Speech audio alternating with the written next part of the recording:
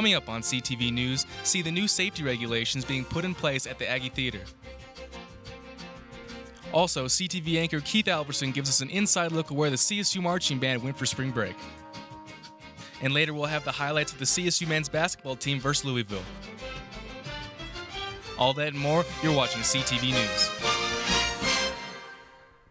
Hello and welcome to CTV News on this Tuesday, March 26th. I'm Lena Howland. And I'm Keith Albertson. And we're joined now by CTV political analyst Jackie Rickard for an in-depth coverage of the U.S. Supreme Court debate on gay marriage. Jackie? Thanks, Keith. The Supreme Court takes a double look at two gay marriage cases this week. Here's a look at what's currently up for discussion. On Tuesday, the highest court in the land will reconsider California's Proposition 8, which banned same-sex marriage back in 2008. And Wednesday, the court will consider whether or not the Federal Defense of Marriage Act wrongly denies gay married couples equal benefits. We'll hear argument this morning in Case 12-144, Hollingsworth versus Perry. Mr. Cooper? Thank you, Mr. Chief Justice. The accepted truth that the New York High Court observed is one that is changing and changing rapidly in this country as people throughout the country engage in an earnest debate over whether the age-old definition of marriage should be changed to include same-sex couples. The question before this court is whether the Constitution puts a stop to that ongoing democratic debate and answers this question for all 50 states. And it does so. This question really boils down here, whether or not it can be said that for every legitimate purpose of marriage are opposite-sex couples and same-sex couples indistinguishable. If both laws are found to be unconstitutional, gay marriage and all the rights that come with it would become legalized nationwide. Stay tuned to CTV News throughout the week for updates on these cases. A federal agency is looking for students who can help defend against online hackers. The Department of Homeland Security has been searching for computer tech talent in high schools across America. The New York Times reported Sunday that there's a big concern about the growing number of hackers in China. America wants to cultivate cyber talent to stop that hacking effort. The government may have a problem as some students are saying they can make more money in the private sector. If you're a student here, you might have heard of CSU Confessions, the sexually explicit Facebook page. Well, there's a high school version of this page and it's causing quite a bit of controversy. Fossil Ridge High School is the source of some of these pages, such as Fossil Chicks, Fort Collins Finest, and Impala Confessions, all exhibiting explicit content. The controversial Facebook pages in Fort Collins were taken down Tuesday morning. CTV asked CSU students whether a Facebook page like CSU Confessions is appropriate for high school students. It's a little inappropriate for high school, I feel like. It's definitely a age-appropriate, not privilege, but just an age-appropriate page to be on, I feel like. There's definitely like a difference between high school and college. Like in college, we're all adults and like we're over the age of 18. It's kind of a shun on us too because we're almost like promoting this, like this is an okay thing to do. So I think it's kind of on us too about how they've decided to make this page. Mail-in ballots were sent out, candidates have taken their platforms, and the Fort Collins municipal election is ready to go on April 2nd.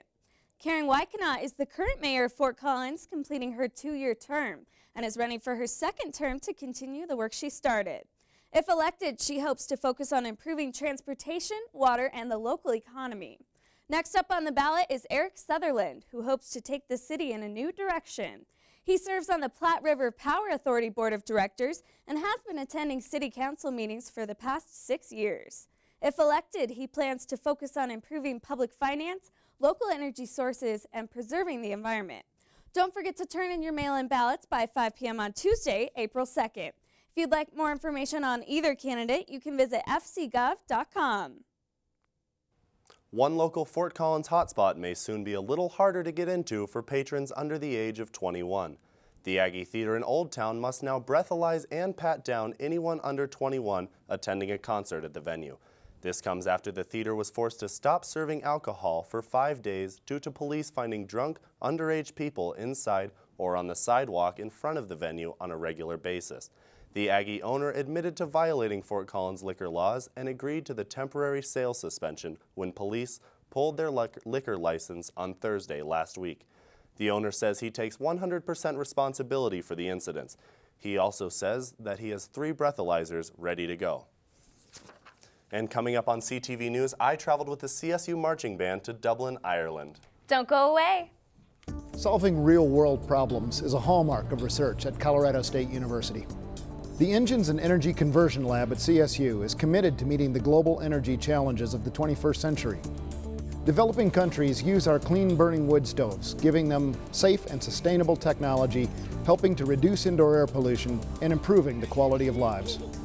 Colorado State University Research. Local discovery, global impact.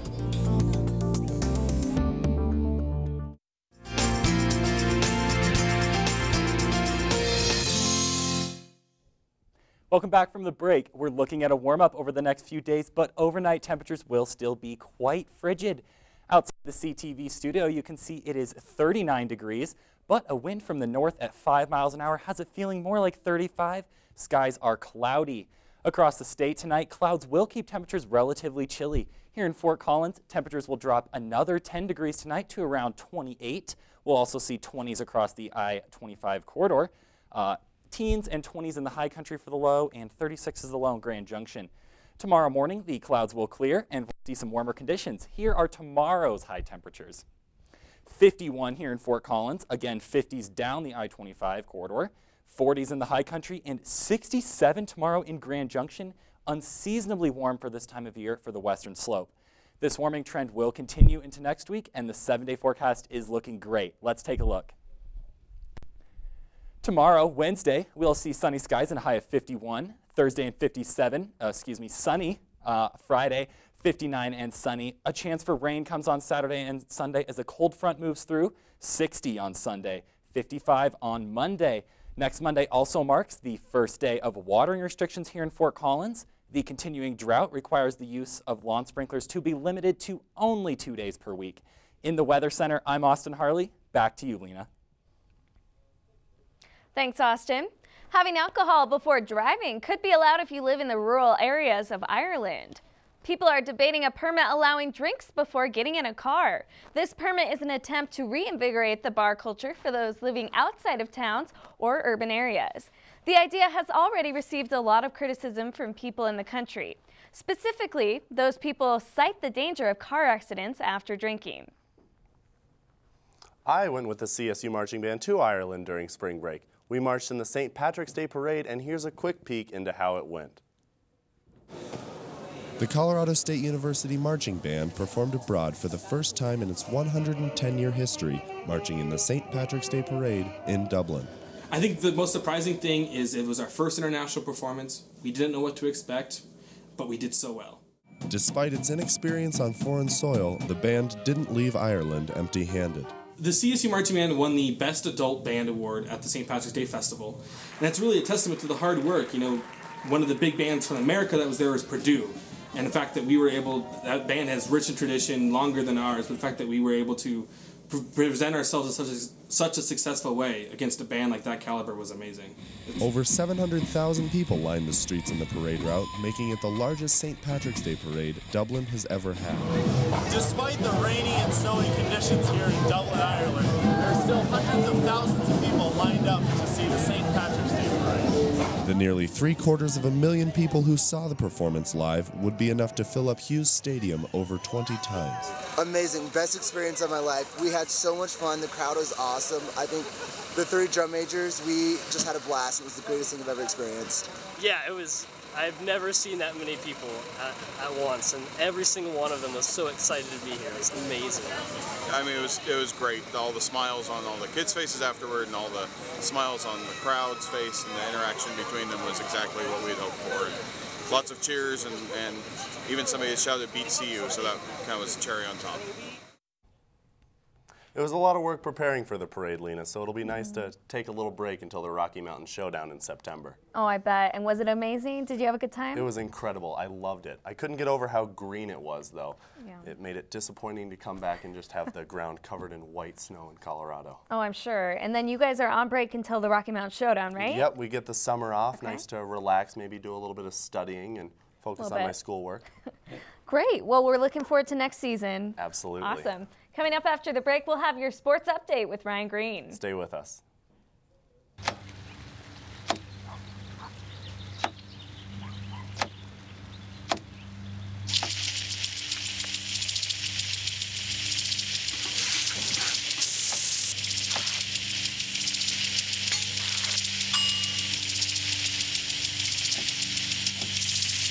Clean kitchen surfaces, utensils, and hands with soapy water. 1 in 6 Americans will get sick from food poisoning this year. Keep your family safer. Check your steps at foodsafety.gov. So, I got this new family, and I don't know what it is about this one, but she can't seem to put down that toy all day long. Tap, tap, tap, tap. Oh, and she even talks to it. She talks to that more than she talks to him. What's up, bro? Nice shirt. Who's she talking to? Her mom? She talks to her mom a lot.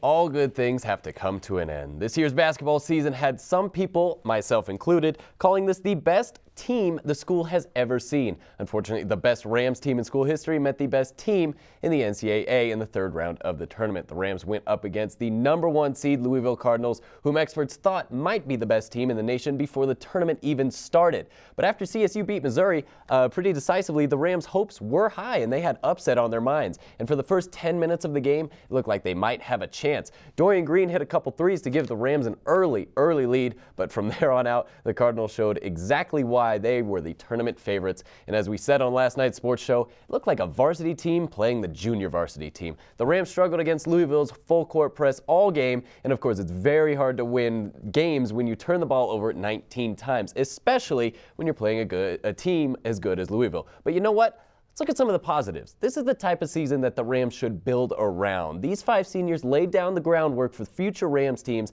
that will hopefully become teams that can compete with the likes of Louisville. Either way, I hope I speak for all Ram fans when I say thank you to the seniors for giving us an unforgettable season.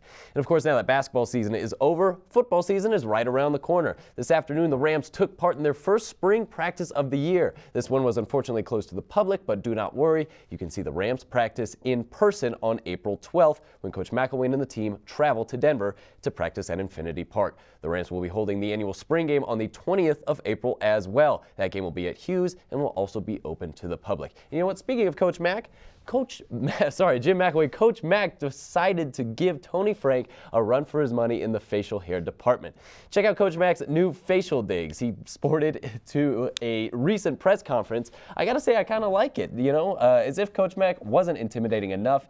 He most certainly is now. So you know what, Lena, Keith, Coach Mack inspired me. I'm going to go ahead and grow out a goatee. What do you think?